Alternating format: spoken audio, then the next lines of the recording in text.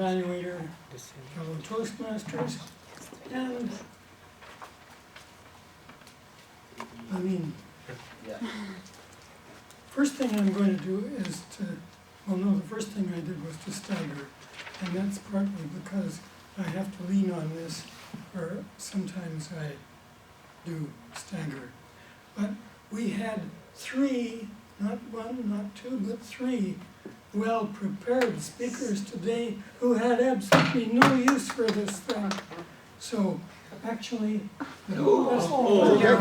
somebody moved. Let me just say, Mr.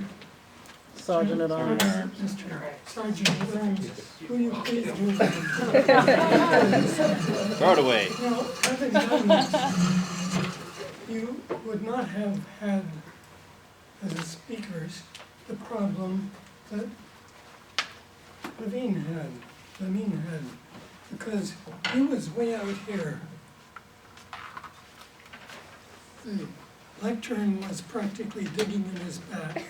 He was able to move around here, close to this side, over to this side, and close to here.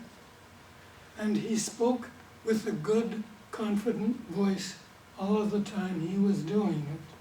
But when he was speaking to these people here, I, who was sitting over there, couldn't hear what he was saying. And that applied to all three speakers. Not just you, but all of them. So one of the hazards of taking advantage of the size of the floor is that if you're well ahead and you get out here, for example, well, all of the people here and here have difficulty hearing you. So, see, you can't hear me now, can you? I'm busy talking to a wall. And that just goes to show that experience is not the greatest teacher, because it didn't teach me not to talk to walls. So, here we are. What did we have with Lamine's speech? Well, first we had a darn good title. Am I worth knowing? And by golly, you proved that you are worth knowing. Why? Well, in the first place, you spoke to us in an organized fashion, and when you weren't talking to people over here, I was really impressed with what you had to say. How well did the audience get to know you? Very, very well.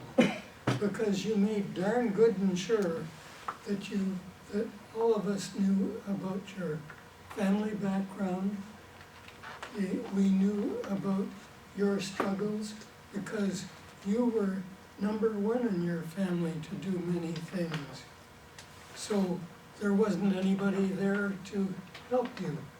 It had to be by your determination, by your effort, by your courage that you managed to get past grade school, continuation school, high school, and university.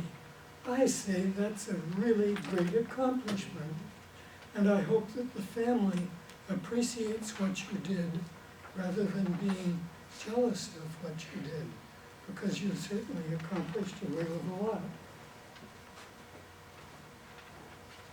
Now,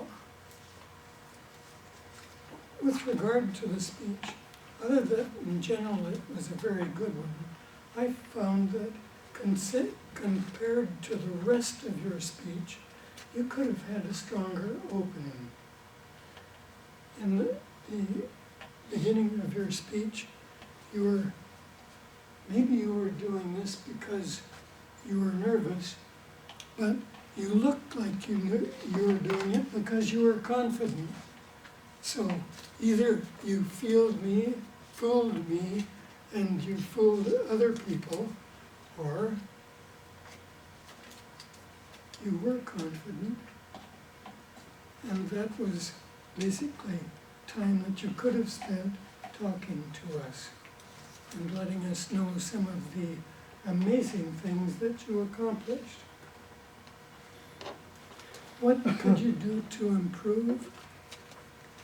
Well, other than asking a favor from the Sergeant at Arms, one of the things that you could do, I noticed that either from nervousness or from confidence, you almost always were on the move.